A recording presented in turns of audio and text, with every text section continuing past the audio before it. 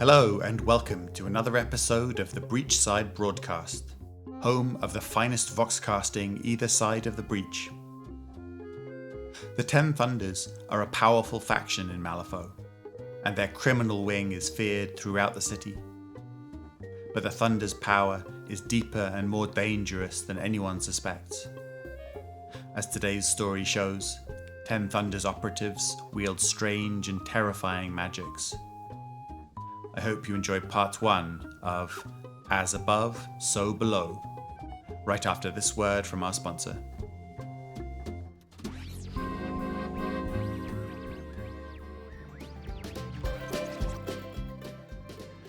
This episode of the Breachside Broadcast is brought to you by the Ten Thunders.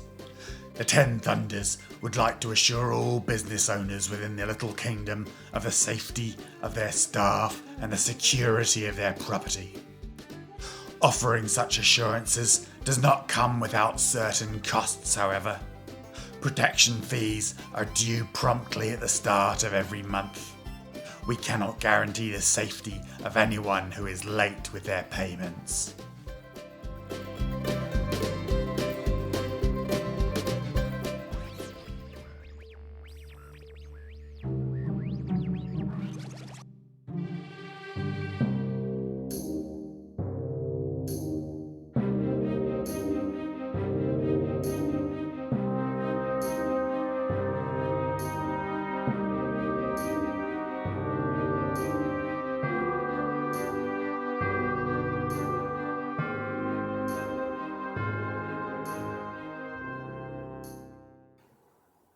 As Above, So Below by N.A. Wolfe. Whenever the Wraithwalker was forced to wander the path, he never walked the same road twice, even to reach a hitherto unvisited destination. All the memories in the Matrix were embedded in a web so vast that it was possible for him to reach any of them without unraveling a skein he'd already encountered. Each of the innumerable strands was different. A few threads were robust, well-paved roads, their parent memories clear as day, but most were fractured and dilapidated, clinging to their nodes like wispy locks on a balding scalp.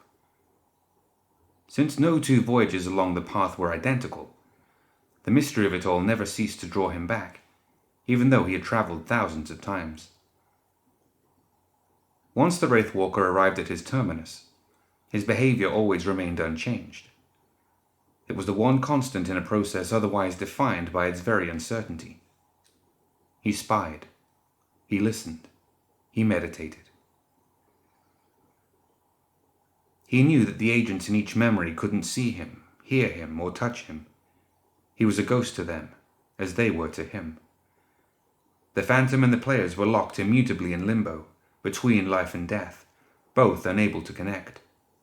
He was simply forced to witness their fates unfold, just as the hapless actors were forced to meet them. At times he felt like a god, until he grudgingly reminded himself that no deity was ever so powerless in the realm they called their own. Tonight was no different.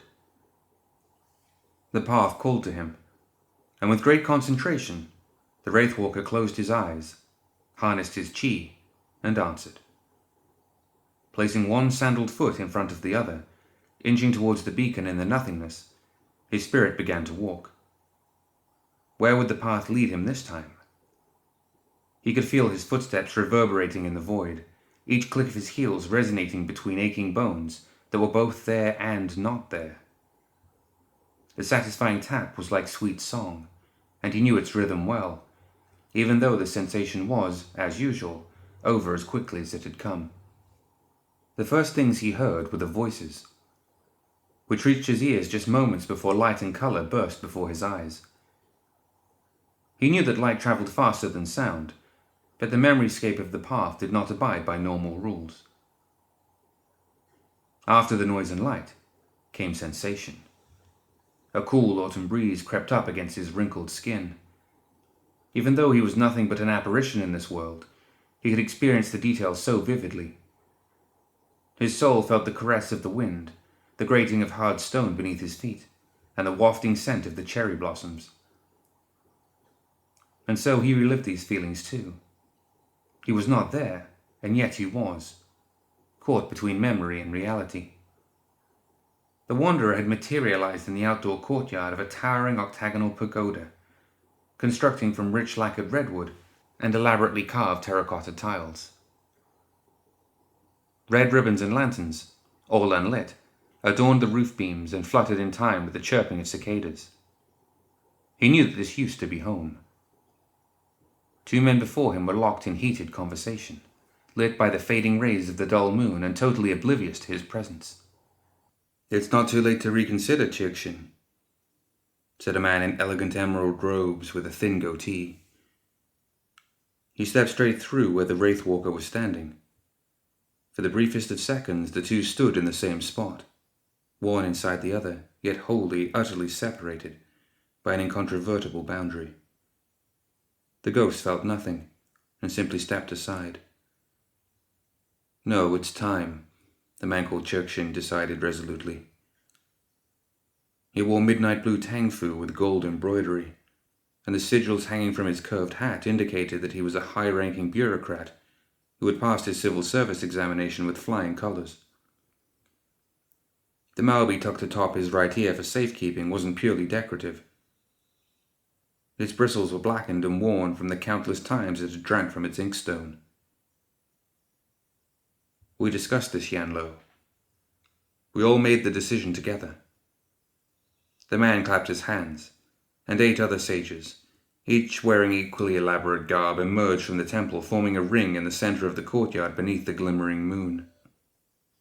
"We can't waste any more time." Within the circle of 9, one space was still left vacant. Jackson looked at the young Yang Lo expectantly. "You know what we have to do," he said, pointing toward the empty place. The Wraithwalker watched, slightly amused as his former self shook his head. "Once the gates to beyond are opened, they are nearly impossible to close. Surely there's another way," he answered firmly. "You know there isn't one, brother. We have no choice."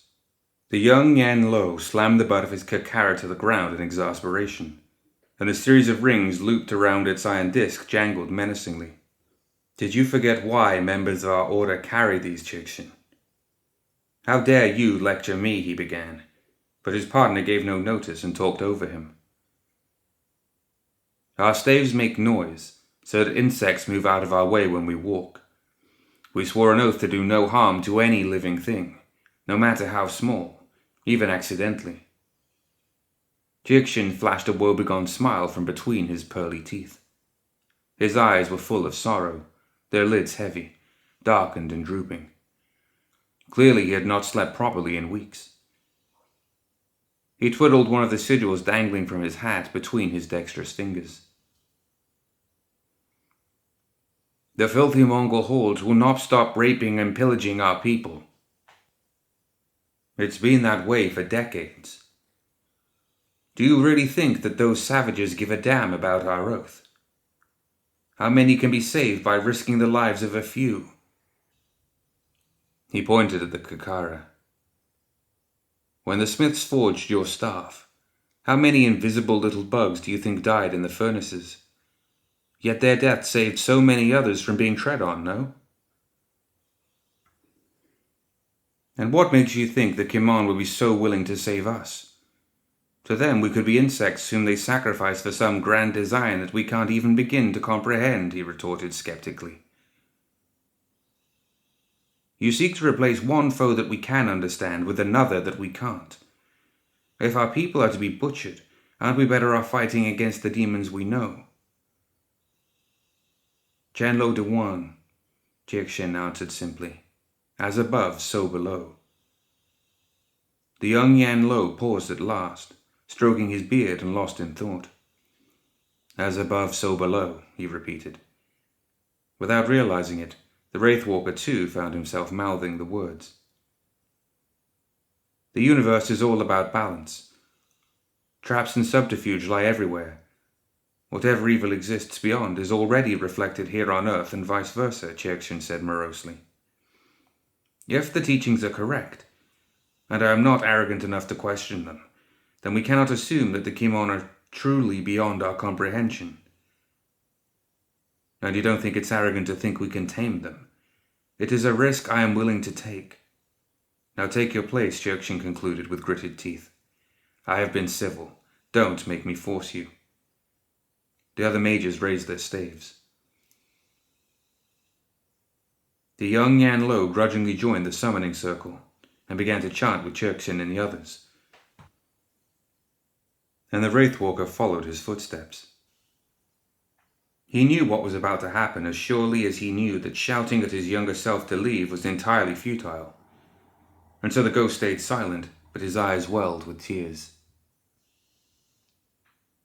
The ground began to shake, and blood-red light burst from the unhallowed cracks that soon split the courtyard flagstones.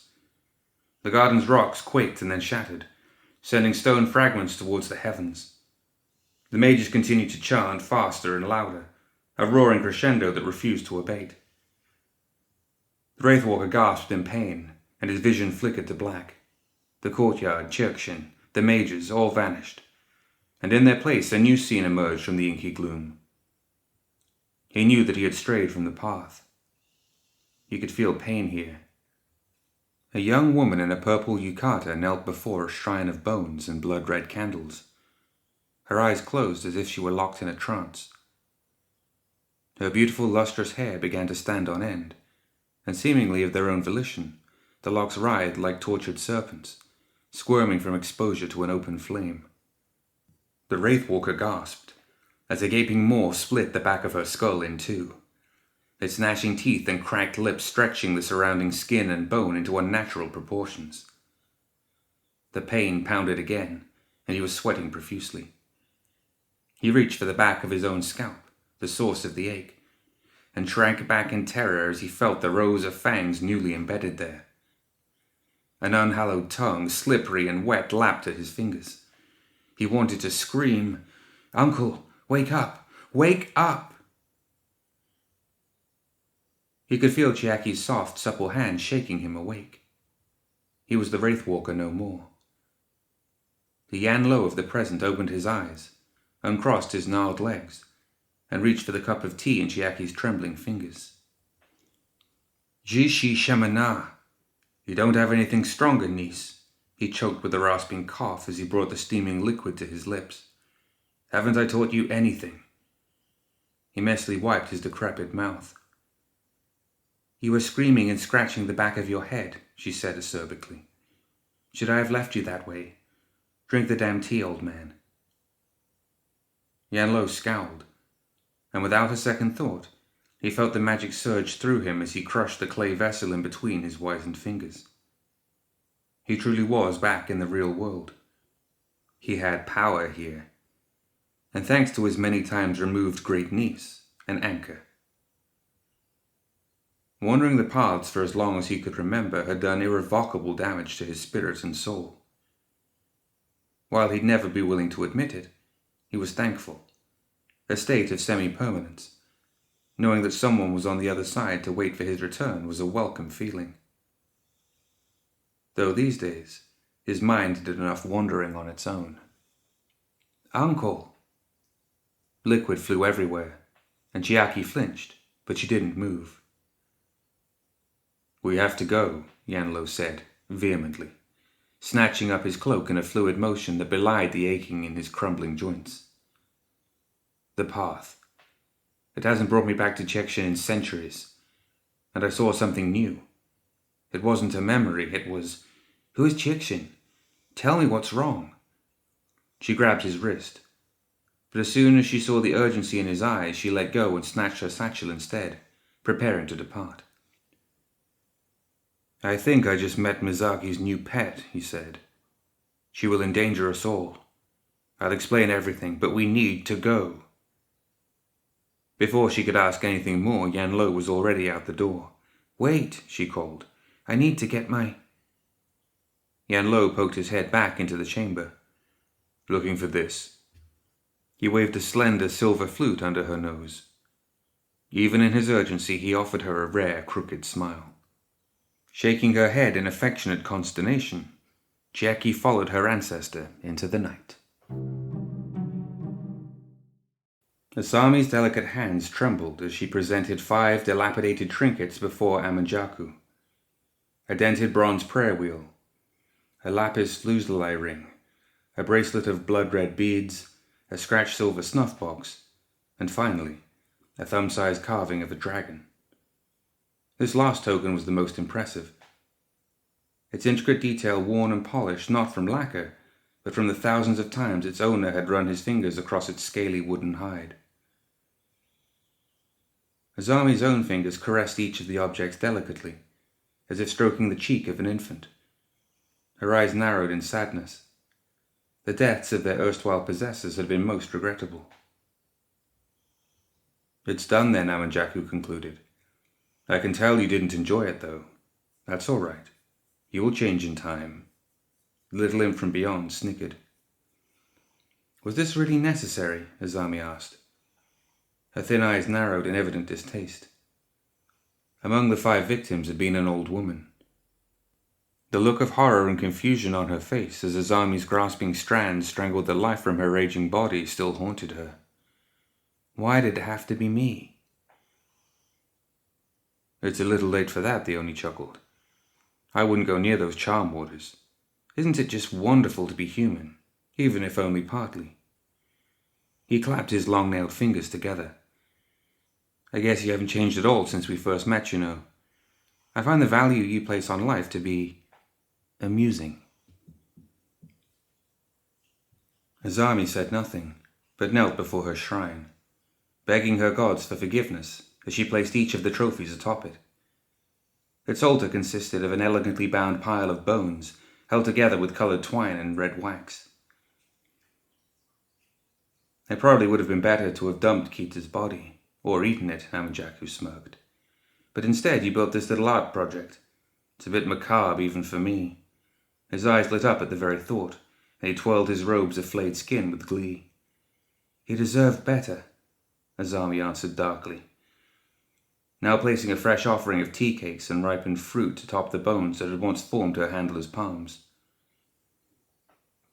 Kita had died the first time she manifested her powers on that fateful day when the Nephilim attacked the rail lines.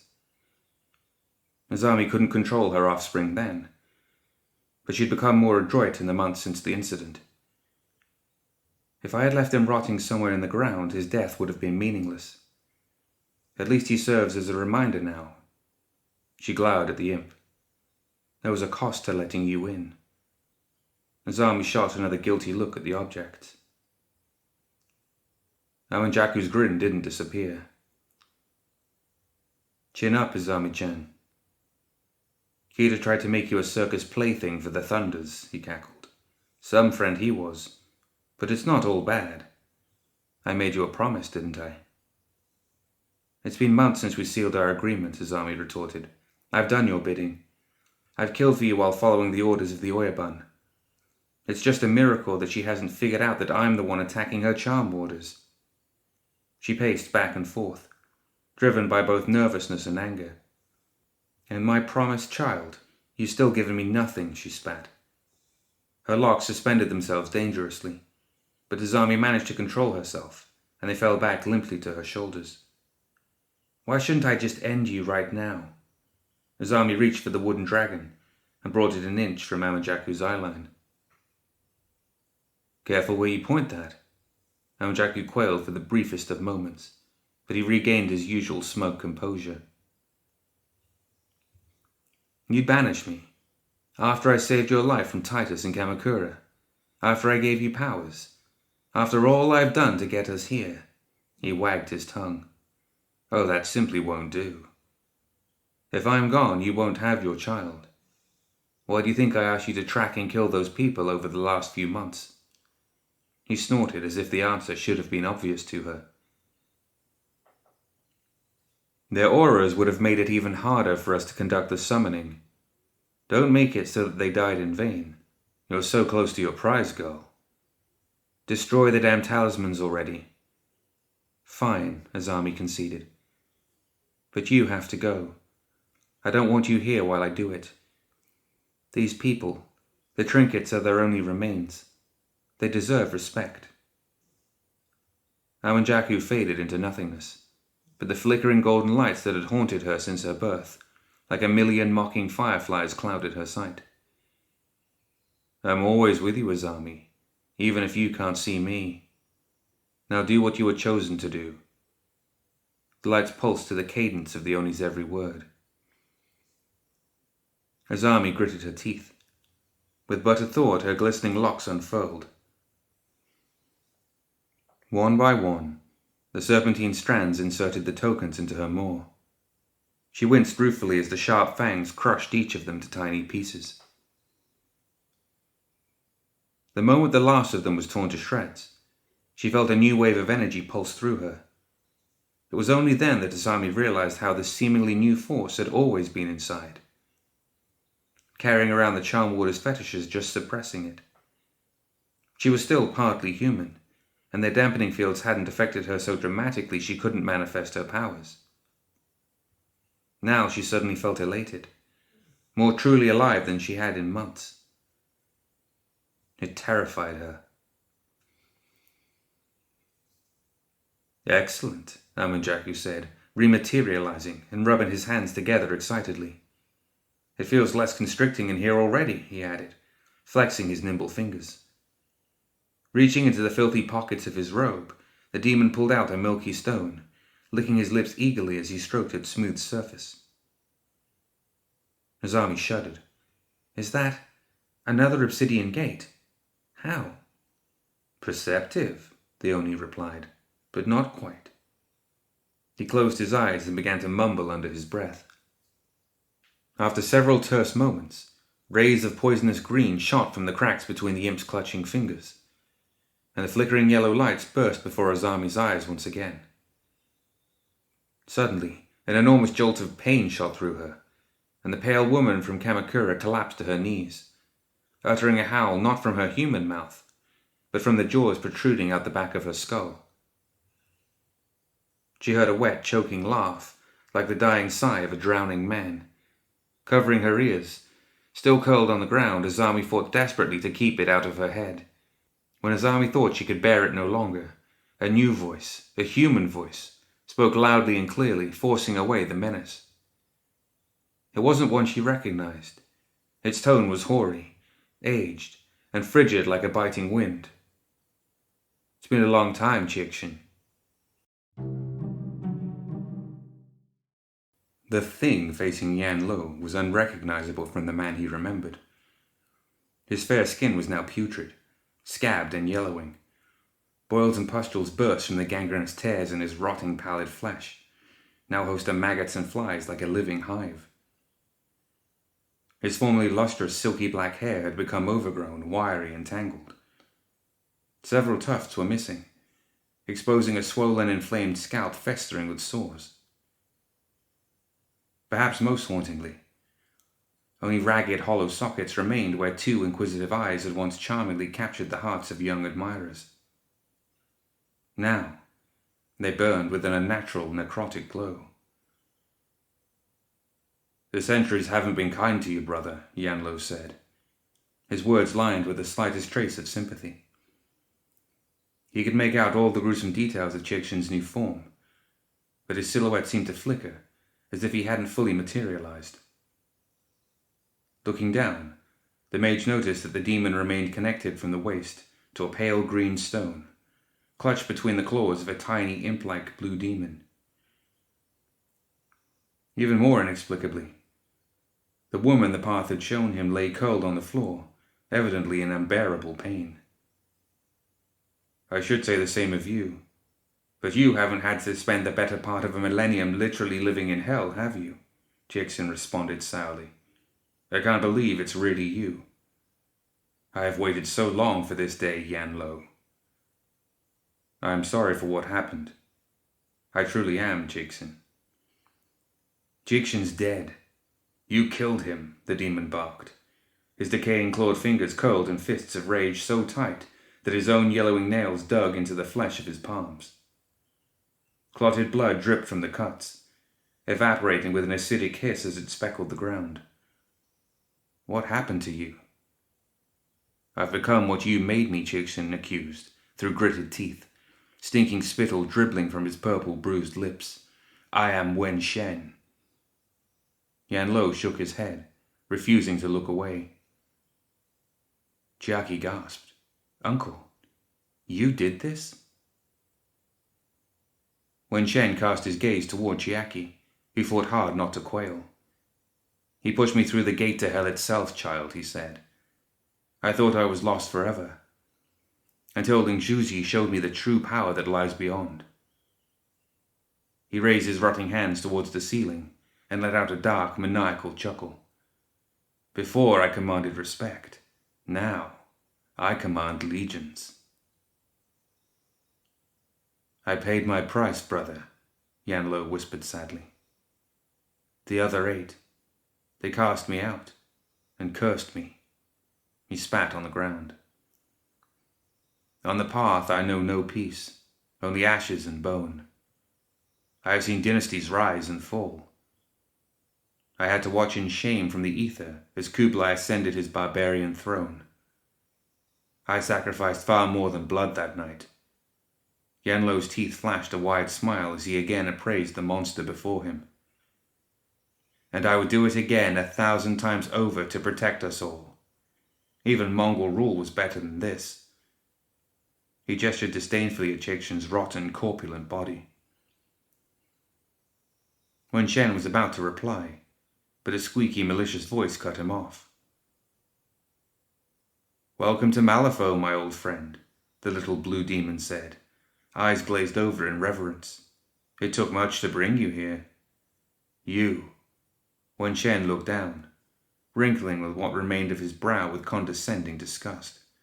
It was you that summoned me. He let out another wet, booming guffaw. You continue to surprise us all. No one believed that a little runt like you could make it across. Yet here I am, the little demon said, with a satisfied nod. Me, the poor, helpless Amanjaku. He crossed his arms and added, I must admit, I had some help. He nudged the pale woman with his toe. She was still writhing on the ground. Wen Shen, meet Asami Tanaka. Yan Lo tightened his grip on his staff as he finally understood. Mizaki's pet and this tiny caiman were connected. Wen Shen's tone suddenly changed back from incredulity to arrogant condescension. I knew that you were too weak to cross on your own, you impudent wretch. There's no need for jealousy, the thing called Amanjaku responded with a malevolent grin. Soon I will help Ling Zhuzi himself cross, but I need you with me first. The flames in Wen Shen's socket seethed with a mad, pulsing glow. We do not consort with mortals, he shrieked. You are contaminated. Poor choice of words, Amanjaku retorted with a chuckle, as he eyed the maggots clawing their way out of Wen Shen's sockets. You were mortal once too, he concluded wryly. Ling Zhuzi cured me of my affliction, Wen Shen added dismissively. What did you promise this Asami? He pointed at the woman. A child. Preposterous, Wen Shen gurgled gleefully, clapping his hands together. I suppose you never planned to deliver. You always were a perfidious little beast. His tone was almost admiring. And yet here I am, escaped from beyond, and here you are, still trapped. Wen Shen let out another raucous, sputtering laugh. If only that were true, he mocked. With a snap of his fingers, a portal of miasmic emerald appeared before him, drowning the little chamber in a caustic, noxious glow. Yan Lo had barely raised his staff before a toxic, vomit-colored wave of putrid liquid began oozing through the tear in the fabric of reality with a stomach-churning plop. It seeped towards them with speed that belied its thickness, expanding and contracting to wiggle itself toward him. Within seconds, the substance began pooling around his feet, and to the Mage's horror, he realized that it was sentient. The goop wrapped itself between his and Chiaki's legs, binding them in place with its gelatinous quivering. A pulsating network of cobweb-like veins crisscrossed their way through the sludgy mess, glowing red with foul arcane energy. The harder they struggled, the more challenging it became to break free, and the smell alone was growing overwhelming. "Nepepo!" shouted Chiaki with utter revulsion. Meanwhile, 4 new Cayman emerged from Wenshen's gateway, the rings of fat on their squat, chubby orange bodies jiggling and slapping against each other with every careless step. The vicious talons on their stubby arms gleamed with the same keenness as their beady black eyes, and their slimy purple tongues, longer than the creatures were tall, lashed out towards them. Yan Lo grunted, and with a wave of his staff, he harnessed his chi and shot a barrage of energy at the oncoming Akaname. The air crackled with etheric energy as the magical bolts streaked towards their targets. The scent of rancid, sizzling flesh filled the air as the Keeman were struck head-on, but they continued their advance, and the Nepepo had already enveloped them up to their waists. "Uncle!" cried Chiaki again, fighting to stay afloat and releasing a wave of magical energy with a note from her flute. The lashing tongue shot back towards the Akaname's mouths as the oozing flesh continued to rise.